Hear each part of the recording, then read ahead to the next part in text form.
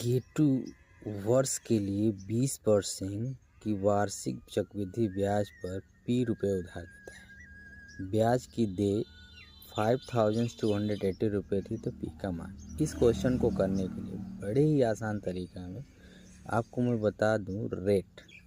Rate आपका दिया है 20%। रेट आपका कितना दिया है? 20%।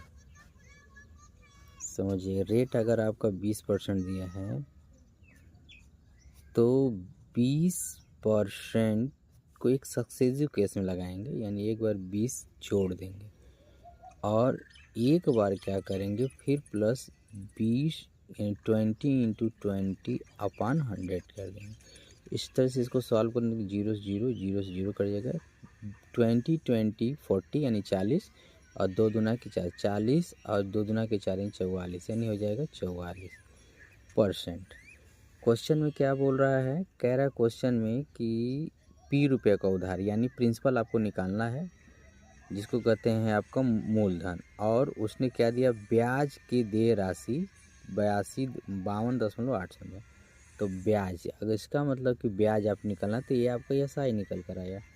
इसका मतलब 5280 अपान कितना निकालना है आपको? 44, और ये अपने आप में 100% की वैल्यू है। ठीक, अब इसको जब आप कट करेंगे तो दो तरीक़ा से कट करेंगे।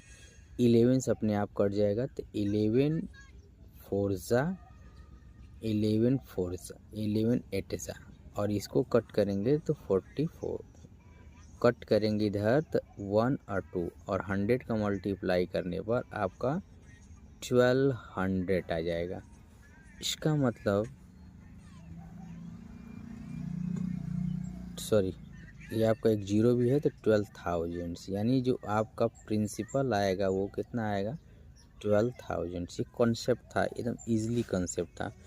नहीं तो आप सीधा सीधा इसको दूसरे तरह से अगर आप करना चाह रहे थे तो आपको केवल याद रखना था कि आपका 20% की वैल्यू कितनी है। आपको अगर इतना कैलकुलेटिव नहीं आ रहा है तो आप डिजिटल सम का यूज़ कर सकते हैं, यानी हम इसको कह सकते हैं कि 5280 अपान 4।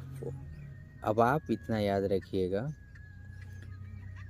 5 2 7 8, कितने इसको जोड़ दीजिए, 528 8 2 10 5 15 15 को कितना लिखेंगे? 6 4 4 8।